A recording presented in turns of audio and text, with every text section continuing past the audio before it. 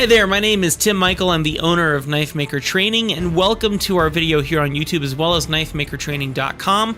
One of our free series where we take you on a walkthrough of Ed's complete shop. This is over an hour-long video, so we're going to cut it down to a few pieces for you, and I hope that you enjoy them. If you see it get cut off in a weird spot, I apologize. It's probably the best I could find in the amount of time that I want to give you per video. I don't want to overload you with a full 1 hour long video. Would like to cut it into pieces so that way you can enjoy learning a little bit about each part of Ed's shops. I hope that you enjoy this, and just to let you know, Ed Caffrey is an ABS mastersmith, and he is incredibly gifted with many years of experience in the industry. He's been selling knives for many years and is definitely desired by many other people interested in getting his training. He's had training for a long time that he does at his shop, but we've opened up something new with knifemakertraining.com where you can go there and now you can buy his guides online as well as some of the tools that he is selling that would definitely come in handy for you. You can check all that out at knifemakertraining.com. We're going to get you into the video. I hope that you enjoy it. Thank you so much for watching. Over here, die storage for Orange Crush. And yeah, big dies, big billets. You got to have a good time. You know, a guy could go nuts building dies for a press. These are just the ones I use most often. I actually have a bunch more that's located in another building. My tong storage. These are just various tongs that I've bought, built over the years. Further down here, this can of white stuff, that is anhydrous borax. That's what I use for welding flux.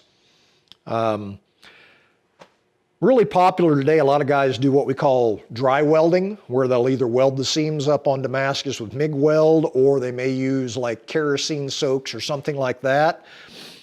There are some scenarios where I do that, but because I have used flux for so many years, and I pretty much learned all the ins and outs of it, I continue to use it. It works, and I'm a guy that if it's not broke, don't fix it. Next up, Orange Crush, one of my favorite things in the shop. Years ago, I started out with a 24-ton hydraulic press, which is what I usually recommend for most people. As time went on, I found that I got bigger and bigger and bigger building Damascus billets. The problem that I had was my little 24-ton press just wasn't up to the chore.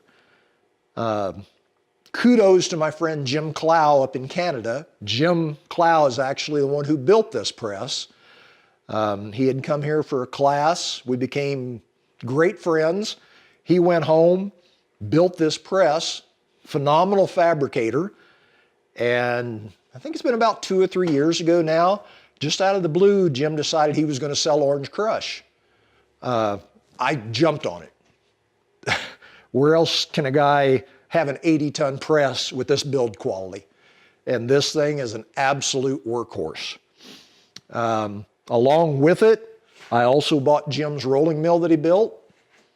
Excellent tool. Not something that I use all the time, but when I do need it and use it, there's really nothing else that'll do the job for me. On both of these, you'll notice there are foot pedals on them. Just like in the finish shop, if I can keep both my hands free and have something to work with a foot, it's just that much easier for me. Here's the main focus of the shop, the anvil. Number of people I've told this story to. This particular anvil came out of Pearl Harbor, Hawaii. Gosh, I think it was 1993 or 1994. I deployed to Hawaii to rebuild some barracks while I was still in the military, and that had a hurricane come through and basically tore things up. We were there to rebuild. The very last day we're there, we were standing in the civil engineering compound in formation, getting briefed for the day, and there's a huge junk pile off to the side. And for whatever reason, I looked over at this junk pile. This anvil was laying on its side with just the bottom sticking out. So I really wasn't quite sure what I was seeing, but as soon as we were dismissed, I shot over to the junk pile, started clearing stuff away, And lo and behold, this anvil was there. Long story short, I got to bring it home. And it's been my main shop anvil ever since. 300-pound Trenton, I did track it, and this anvil was actually produced via an order placed by Pearl Harbor in 1929. And quite honestly, it's my baby. All right, heading along, let's swap sides. This obviously is a chop saw. This is probably one of the most used tools in this shop.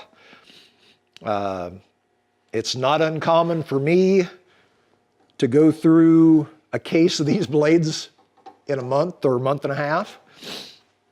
I use this saw hot. I use it with cold steel, hot steel, anything I need to cut metal, it cuts.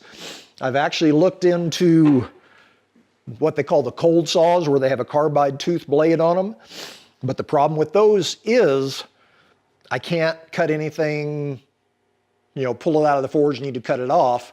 If it's hot, it's going to wreck that blade. So something that I think bears mentioning here, early in my career after moving to Montana, I would go through a chop saw at least once a year. I tried pretty much every brand out there, and I decided one day when I learned of this, Rigid Tools has a lifetime warranty as long as you register their tools. This particular saw has now been in the shop for almost 4 years. I've already gone through 2 sets of brushes. Probably at least a dozen cases of blades. Anytime anything has gone down on it, I've invoked the warranty and Rigid has taken care of it.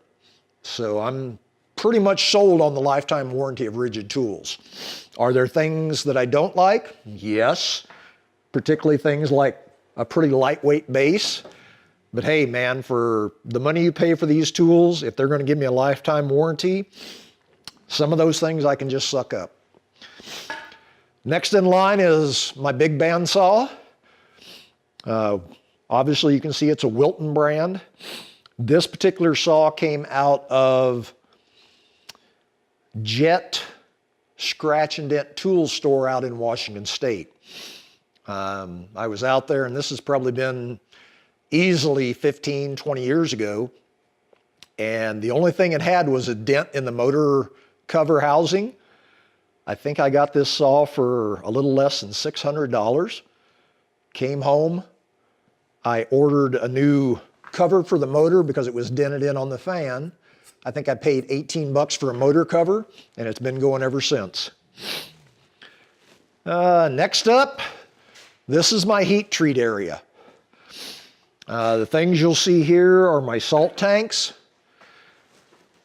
the heat treat ovens, and the quench tanks, along with my oxyacetylene, and then 125-pound Kola Schwa anvil. This is the fixture that I use to stamp blades with.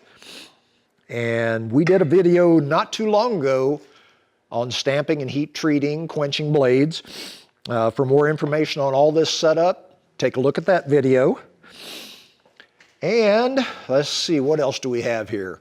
Odds and ends storage stuff. Of course, entertainment, got to have that. Oh, and one other thing. Last year's Christmas gift, see? So even when it's 20 below in Montana, I still can't hit a basket. Yeah, Ed likes to play too, it's okay.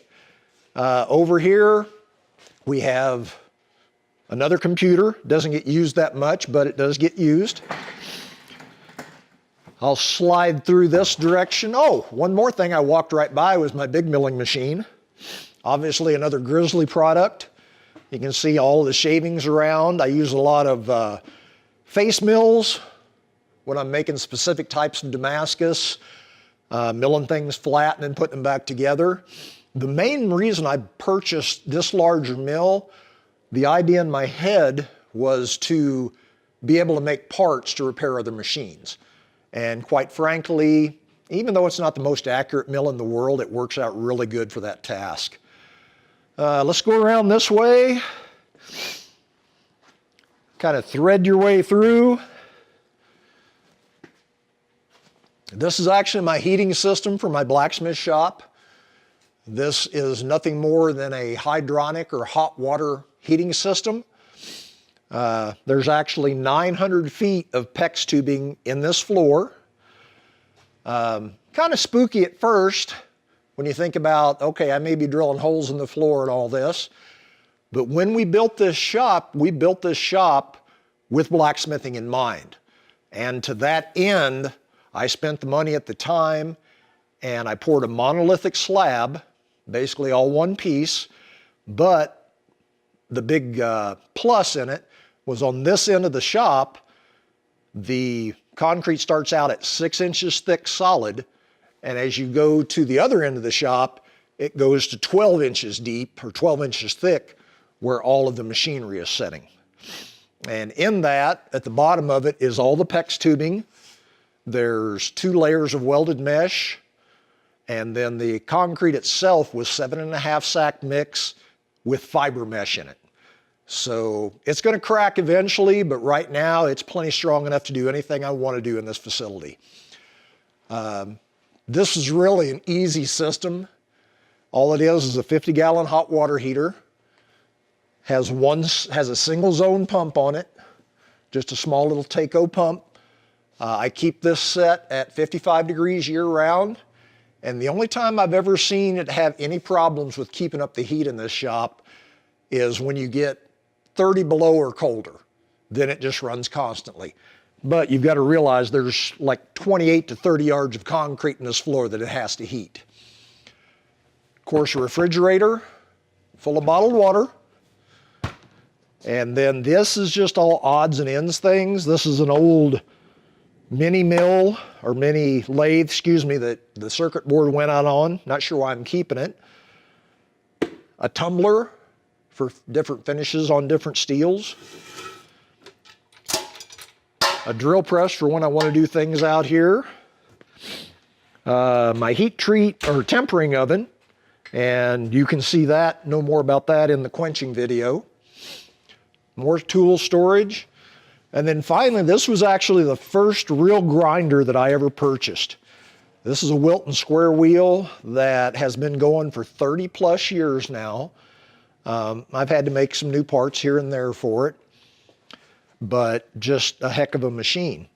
All right, we've got one more area I want to show you for the shop tour. You'll have to follow me all the way to the other end of the shop and out the door. Come on.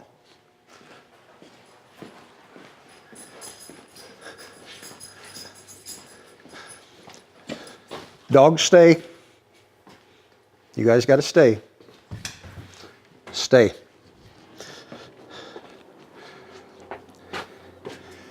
All right, we're to the final portion of my shop tour. This is my, for lack of a better term, rough grinding area. If you notice, probably the most important tool out here is an angle grinder. And what surprises a lot of people is this hanging off what's called a tool balancer. The balancer itself is on a rod that will slide all the way down my bench. But more importantly, it takes up most of the weight of this grinder. This grinder weighs like 9 pounds. Doesn't sound like a lot to you young bucks, but us old men type, there may be times I'm out here an hour, 2 hours at a time sanding off huge billets of Damascus or grinding off. This area is used to grind off forge scale, heat scale after I anneal, those sort of things. And I choose to use an angle grinder simply because forge scale is some of the toughest stuff you're ever going to run into. If you try to take that stuff off with heavy grit belts, you're just going to eat up a lot of belts and a lot of money. An angle grinder is cheap enough. This one's been around for probably 10 years, and it just stays hanging on this balancer. So it's here whenever I need it. There's also a smaller one when I do little tasks and things like that. And then the vices that hold everything. I mean, there's actually 3 vices out here. This was a milling vise that I actually just built a stand and bolted to. So what I can do is, if I'm grinding scale off blades, tighten it up, and so it's easy to get to with the angle grinder. Quick unlock, easy to come out. And then likewise, here's another version that I built myself. Very simple arrangement. Tighten it down, off you go. Of course, there's discs and wrenches for the grinders. Probably the most prominent thing out here is, this is actually, I set this up in order to block sparks when I'm grinding. And for those of you who might be wondering about the hydraulic press on the inside, this is actually the power unit for Orange Crush. So this is the Orange Crush power unit.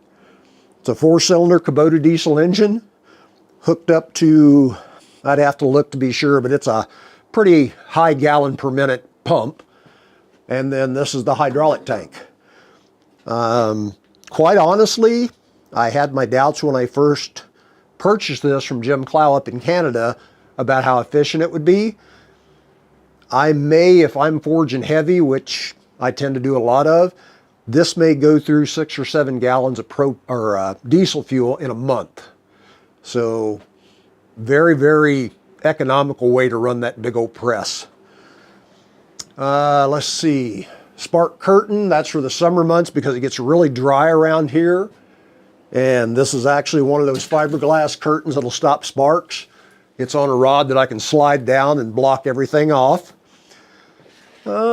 Anything else I can tell you about other than this being outside under an overhang and being cold out here in the winter? It's really a great way to keep all that scale and crap out of your shop. If you try to do angle grinding in your shop, anyone that's done that, that stuff just goes everywhere and it's impossible to clean up. So anyway, I think that concludes our shop tour. If you have any questions or comments, feel free to contact us at knifemakertraining.com. Look us up on Facebook, or you can email me directly. Until next time, I'm Ed Caffrey, ABS Mastersmith. Thanks for watching knifemakertraining.com.